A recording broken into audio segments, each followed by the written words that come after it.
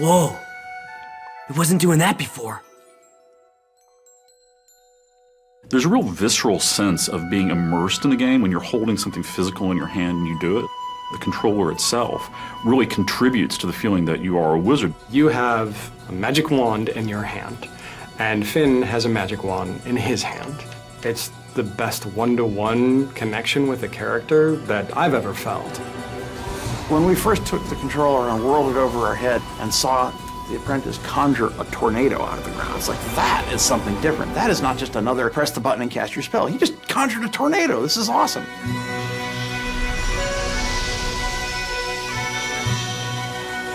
Sorcery High Concept started out as a very iconic demand. What if you one day found a magic wand in a box? What would you do with it? What would you try? What would you hope and imagine that it could do? This is fun!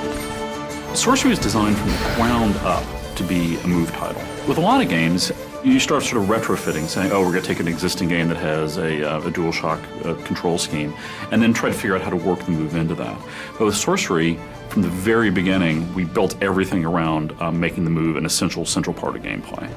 Of many places that I've worked, our studio's a little different in that we are a little more physical, and we kind of embrace that, especially working with the move. So when you cast a spell and to throw up your arm in a shield is really something that came out of how we talked about the game.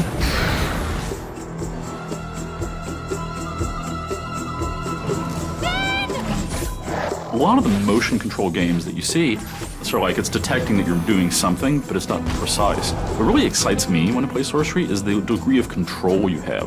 So if I'm using it to cast arcane bolts at somebody, it actually matters where I'm pointing the controller at the screen. But we could also let the player put English on it. So for example, if you cast like this or cast like that, that actually hooks the bolts around and arcs them in interesting ways. So it becomes a very technical, a very skill-based gameplay experience. Fighting is active. Drawing a firewall, throwing a bolt through it. Those movements are quick, fast. Spell switching is on the fly, and it's a movement, it's not a button press. As you get deeper into Sorcery, you learn more spells. You gain a command over the elements: ice, fire, wind, electricity. Then we found that combining them was cool. Cast your whirlwind through fire, the fire is sucked up off the ground and your whirlwind becomes a fire tornado.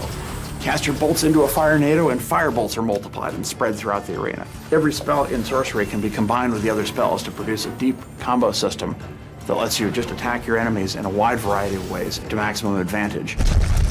A troll! That thing is huge! This way, come on! The boss fights in our game is where the player has to really put his mind to work. You have to be aware of your environment, you have to be aware of your arsenal. Everything that we put into a boss fight is indispensable in taking out the boss. Hey, you! Sorcerer! Finn, we don't have time for this. You don't have time for not this, smart cat. Potions are the way to power. Alchemy is the flip side of all the action gameplay.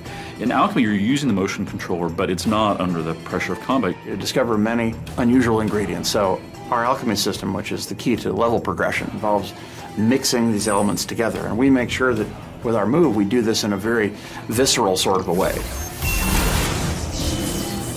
We want to create a feeling of that you weren't just fighting things all the time, that you really were a wizard who had a wide variety of different magic at your disposal. With the move controller, we found that you have an enormous breadth of things you can do to accomplish simple tasks. And even though these things are often not hard or challenging, they connect you to the magic you're creating in a way that a button just never would have done.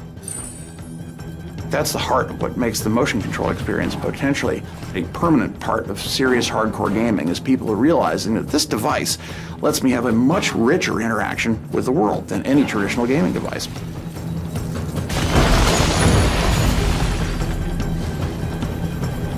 I feel that we've given people a really solid, playable game experience that uses the move like it's meant to be used as a serious game and control device, to reach down and pick it up and to be that apprentice who is reaching out and grabbing the wand, the Master's wand, for the first time and feeling the power of it surge through him, just as you realize the power that you yourself are experiencing as a player. PlayStation